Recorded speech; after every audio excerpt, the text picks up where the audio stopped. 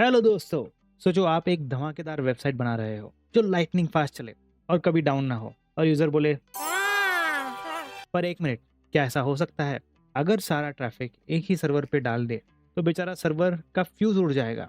यही आता है लोड बैलेंसिंग, जो ट्रैफिक को स्मार्टली डिस्ट्रीब्यूट करता है। आज हम इसके बारे में बात करने वाले हैं, समझेंगे पहले नेटवर्क फंडामेंटल्स, फिर ओएसआई मॉडल और फिर लोड बैलेंसर और उनके एल्गोरिदम्स कैसे काम करते हैं। तो चलो पहले बढ़ते हैं डीएनएस की तरफ। तो डीएनएस क्या होता है? डीएनएस आप समझ सकते हो कि एक फोन बुक की तरह है जहाँ वेबसाइट के डोमेन नेम्स रहते हैं और उनके करस्पॉन्डिंग आईपी एड्रेसेस रहते हैं। तो जब आप रिक्वेस्ट भेजते हो तब ये रिक्वेस्ट डीएनएस को जाती है और इस डीएनएस रिक्वेस्ट से अगर आपने google.com हिट किया है तो उसका आईपी एड्रेस निकल के बाहर आता है, जिससे वो उस वेबसाइट को एक्सेस कर पाता है। तो अगर अभी आप डीएनएस समझ गए होंगे तो आगे बढ़ते हैं ओएसआई मॉडल की तरफ। सोचो कि आप एक ऑनलाइन शॉपिंग वेबसाइट ओपन कर रहे हो। जब आप ऑर्डर प्लेस करते हो तो ओएसआई की तरह हर एक लेयर का अपना रोल होता है। तो चलो इसको एक एनालॉजी के साथ समझते हैं। फिजिकल लेयर तो ये एक रोड जैसा काम करता है जिसमें डेटा एक जगह से दूसरी जगह जाता है। इसका examples wires, wifi signals, fibre optics. फिर आता है data link layer.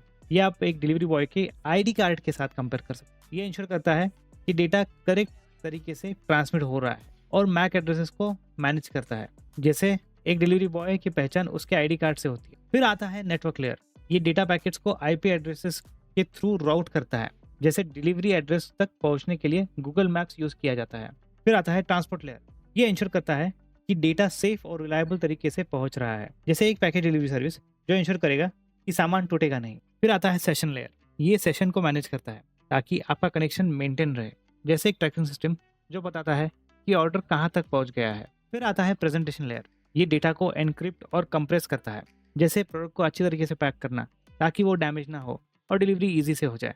And last but not least, application layer.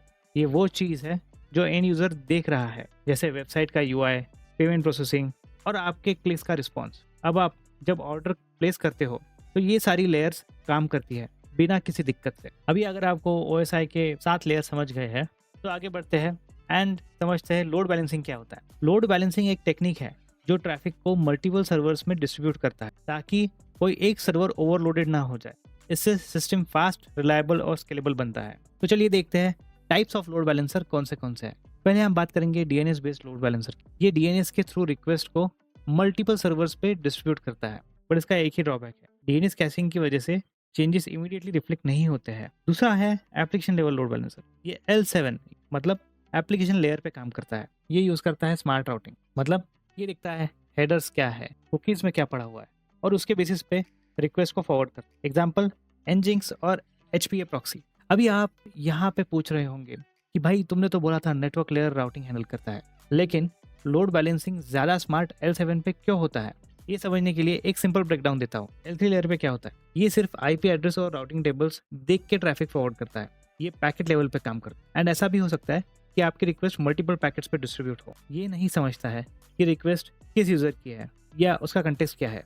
इसका काम सिर्फ इतना है कि डेटा कहाँ से कहाँ जाना चाहिए, ये सिर्फ उतना ही देखता है। L7 पे लोड बैलेंसिंग इसलिए करते हैं क्योंकि वहाँ पे HTTP हेडर्स, कुकीज़ और URL इन सब का एक्सेस होता है। इस केस में load balancer context aware decision ले सकता है। मतलब अगर स्टैटिक फाइल्स है तो स्टैटिक फाइल्स स्टोर करने वाले सर्वर पे ये रिक्वेस्ट भेज दे। अगर डायनेमिक API है तो दूसरे सर्वर पे चले जाए।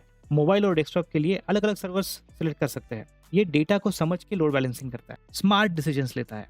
होपफुली आपको समझ में आ गया होगा कि L7 लेयर पे स्मार्ट लोड बैलेंसिंग कैसे करते हैं। फिर आता है हार्डवेयर लोड बैलेंसर। ये डेडिकेटेड डिवाइस होते हैं जो हाई परफॉर्मेंस लोड बैलेंसिंग करते हैं। ये एक्सपेंसिव भी होते हैं और काफ़ी बड़े एंटरप्राइजेस में इनका यूज़ किया जाता है। तो ये थे 3 टाइप दोस्तों। आगे बढ़ते हैं और अंडरस्टैंड करते हैं लोड बैलेंसिंग एल्गोरिदम कौन से होते हैं। पहला है राउंड रॉबिन, सिंपल एल्गोरिदम जो रिक्वेस्ट को सिक्वेंशियली सर्वर्स पे डिस्ट्रीब्यूट करता है। अगर 3 सर्वर्स है तो पहली रिक्वेस्ट सर्वर 1 पे जाएगी, दूसरी सर्वर 2 पे और तीसरी सर्वर 3 पे, और फिर साइकिल रिपीट होती रहेगी। दूसरा टाइप है लिस्ट कनेक्शन। ये रिक्वेस्ट उस सर्वर पे भेजता है जो कम बिजी होता है। ये तब यूजफुल है जब सर्वर्स का लोड अनइक्वली बैलेंस्ड हो। लोड बैलेंसिंग एक जरूरी कंसेप्ट है दोस्तों अगर आप डिस्ट्रीब्यूटेड सिस्टम पे काम कर रहे हो। ये इंश्योर करता है कि सिस्टम फास्ट और अवेलेबल रहे और कोई एक सर्वर ओवरलोडेड ना हो जाए। अलग अलग लोड बैलेंसिंग टेक्निक्स और एल्गोरिदम का यूज करके हम अपनी सिस्टम को एफिशिएंट बना सकते हैं। और हाँ, लाइक, कमेंट और सब्सक्राइब करना मत भूलना। मिलते हैं अगले एपिसोड में सिस्टम डिजाइन के। तब तक के लिए बाय बाय।